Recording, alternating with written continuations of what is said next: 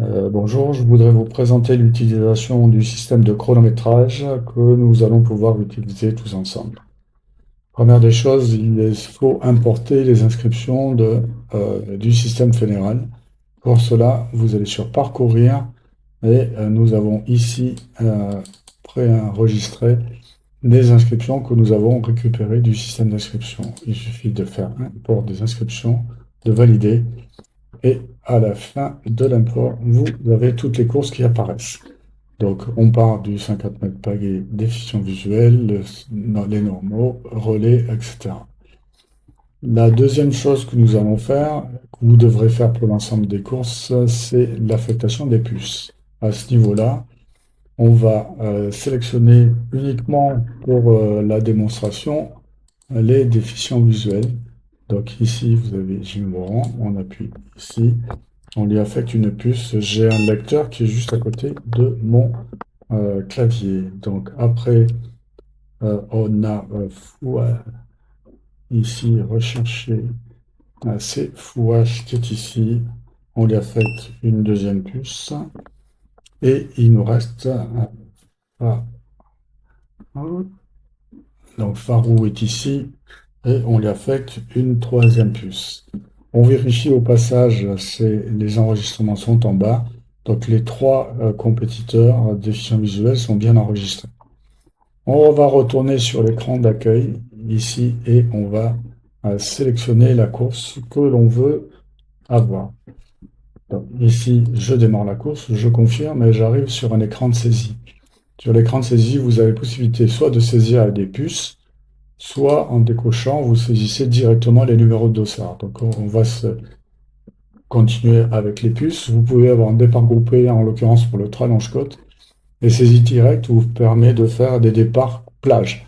Donc ce n'est pas notre cas, on va utiliser le système de saisie indirecte départ dans l'eau. La première des choses, les concurrents se présentent dans la chambre d'appel.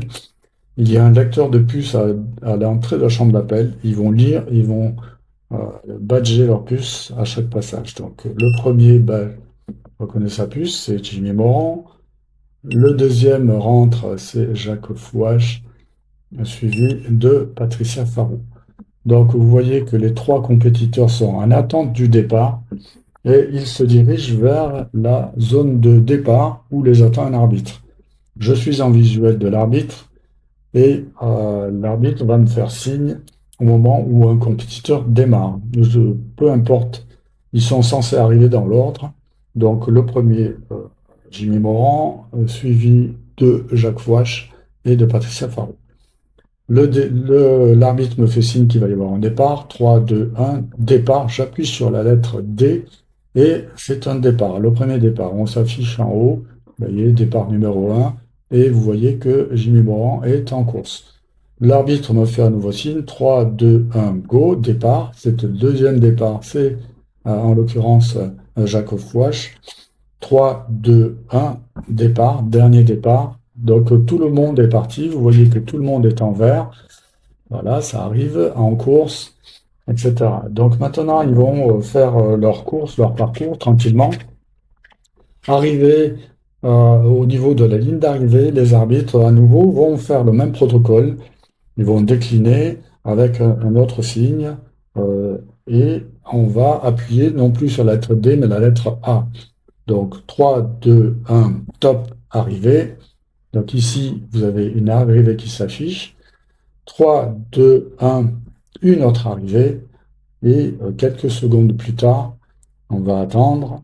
Il va y avoir la dernière arrivée. 3, 2, 1, arrivée. Pour le moment, je ne sais pas dans quel ordre ils sont arrivés. C'est un petit peu loin. J'ai juste vu l'arbitre qui m'a fait signaler l'arrivée. Mais par contre, ils vont se présenter à moi dans l'ordre de passage. Donc, ils vont arriver à la chambre d'appel, comme tout à l'heure, et ils vont badger à nouveau leur bracelet sur le lecteur. Donc, le premier badge, en l'occurrence, c'est Jacques Fouache qui est arrivé en premier. Le deuxième, c'est Patricia Farou. Ok, donc elle savait. Et le troisième, c'est Jimmy Morand. Donc voilà, vous avez vu qu'au passage, Les temps s'affichent, de même que le classement. Alors, on a un classement Scratch pour les hommes, un classement Scratch pour les femmes, et par catégorie. En l'occurrence, c'est juste pour la démonstration. Il n'y a pas plusieurs catégories et plusieurs Scratch. Une fois terminé, je fais fin de course. Voilà, la course se termine, je confirme. Au passage, tout s'est mis à jour sur l'écran d'accueil.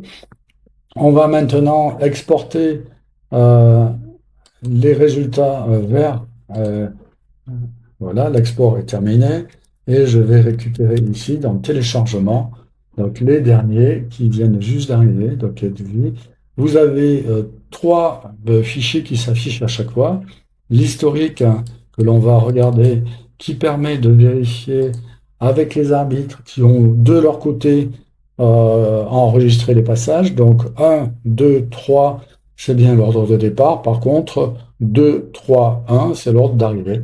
Donc c'est bien ce que nous avons enregistré. Si les arbitres sont d'accord, il n'y a pas de problème. Vous avez également l'ensemble des résultats. Donc là, ça se limite à 3 personnes. OK. Vous avez également les podiums qui sont déjà enregistrés. Vous n'avez plus qu'à les imprimer. Donc en l'occurrence, vous avez premier pour féminine M3, pour Patricia Farou, ainsi de suite. Et s'il y avait plusieurs concurrents, on aurait un, deux, trois par catégorie, ainsi de suite. Voilà.